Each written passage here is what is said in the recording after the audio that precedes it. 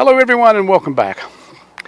Today something a bit unusual. I met a gentleman called James a few weeks back while out walking and riding, and he's kindly invited me around to his factory here, and the company's called BMG LabTech, and it turns out that he has a BYD electric car that he wants to show off, and that his employee, Joko, Yep. I'll get this right. Joko has kindly decided to show me the car. Hello. Hello, Joko. How are you? Good. How are you? Good, thank you. So Joko, tell me all about this car.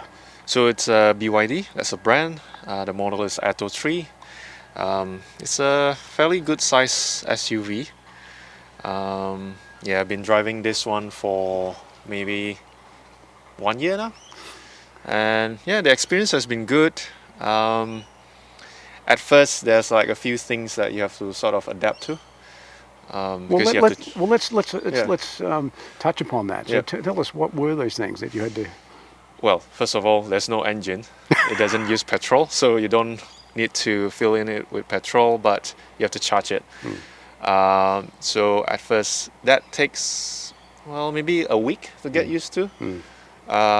So in terms of range, so that the car can go up to, well, the stated spec is 480 kilometers, but in day-to-day sort of driving, normally you don't reach that sort of numbers.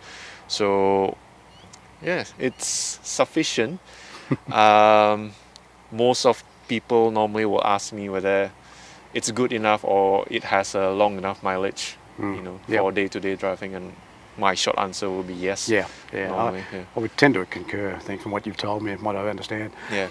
So what was your first impression? No, let me rephrase that. What was the thing that surprised you the most about it?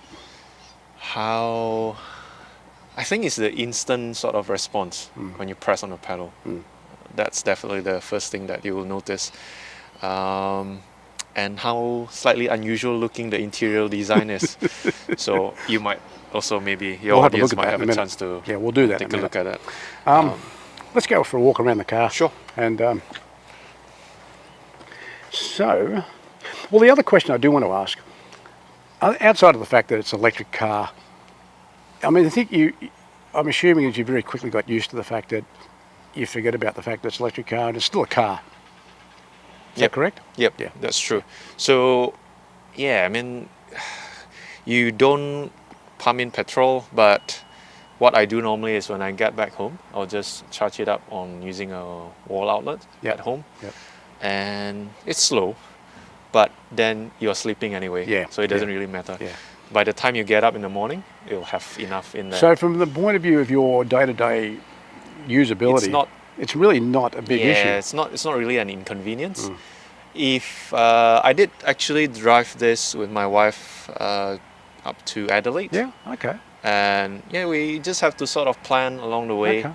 And nowadays you got like apps and things like that can help you plan which stops to do and how many stops, how many times you have to charge it and things like that. And yeah, we got to Adelaide safely and back as well. Okay. So. And you're generally using it from a day-to-day as for the business, basically, aren't you? Yeah, for the business. So I stay southeast Melbourne, so it will take roughly around 45 minutes for me to drive down to Mornington. And you're out every day? No, not every day. Right. Sometimes I have to go to the city and see customers as well. So what I'm getting at, you're using it like a standard car from that point of view. Okay. Yeah. Okay, let's have a look inside it. As you can see, slightly different or unusual or unique, you can say, interior design. But again, it's all like you have your aircon vents and you have this gear knob thing. So it's not dissimilar to a normal car. Yeah, it's just a couple of little things. Like I found this out earlier when Joko gave me a chance to drive this, and the stick down here, I didn't expect that, but it's just like a T-stick in a car. Yeah. Park, neutral, and drive. So do you expect it more like a button? I just expected a button. Yeah. That was it. Yeah. Yeah. I think a lot of like EVs are, when they were sort of designed, like all these, obviously they could easily put a button, Yeah. but they didn't, Yeah. because they are trying to sort of replicate Yeah. the experience of a traditional car. It makes sense. I mean, Yeah. it really does. I think to me, I actually quite enjoyed it. It's a very comfortable car. The seats are comfortable. I think, like a lot of modern cars, I think the design aesthetic was interesting. They tried to be different. Like, for instance, I love the vents down here. Yeah. I think that's quite interesting. Not sure about the big screen. It's still getting used to that, but that's fine. But that's not just in electric cars. That's in all sorts of cars these days. It seems to be a design trend. What else can we say? Well, as we will allude to in another video, we can charge an electric bike from this. But you can charge other things too, can't you? Yeah, you can charge your laptop, any electronic device. Say if you had camping, could you do your fridge? Yeah, definitely. Well, depends on how big the fridge is. That's what I mean. No, I'm talking about a little camp fridge. Yeah, definitely. And close this door, and I'm going to go around and have a look under what would normally be the bonnet. Oh, wow. That has surprised me. Just put this down here. Well, I'll be damned. Yeah. That is not what I was expecting. So in actual fact, it looks like an engine bay. Yep, looks like an engine bay. But obviously there's no engine. That's the No, that's right. model. Yeah. But that'll be one of the motors and... So you can get like an accessory, sort of like a frunk. yeah, so it'd be front, like a front. molded plastic. Molded plastic, Okay. sort of to cover this area, Yeah. and with like a sort of a Wow. storage area in the middle. So, yeah. Okay, that has surprised me. Oh, well, I suppose they've got to put the components in. But you've got battery management. You've got, I would suggest that's like a differential arrangement down there. Yeah, okay, that's starting to make sense. Okay, I'm glad you showed me that. Now let's have a look at the back of the car.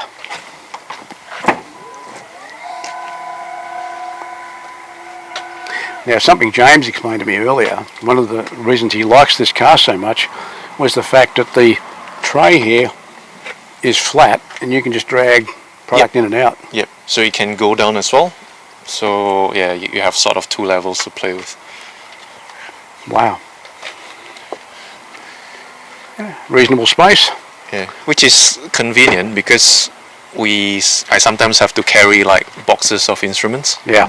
So if it's flat, it's easier to sort of push in and pull out.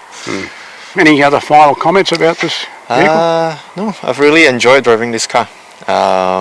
It's not quite what I expected. I thought it would be like something completely different, but when you drive a car, it just behaves like a car, which is, a good thing in a sense. And you a convert now?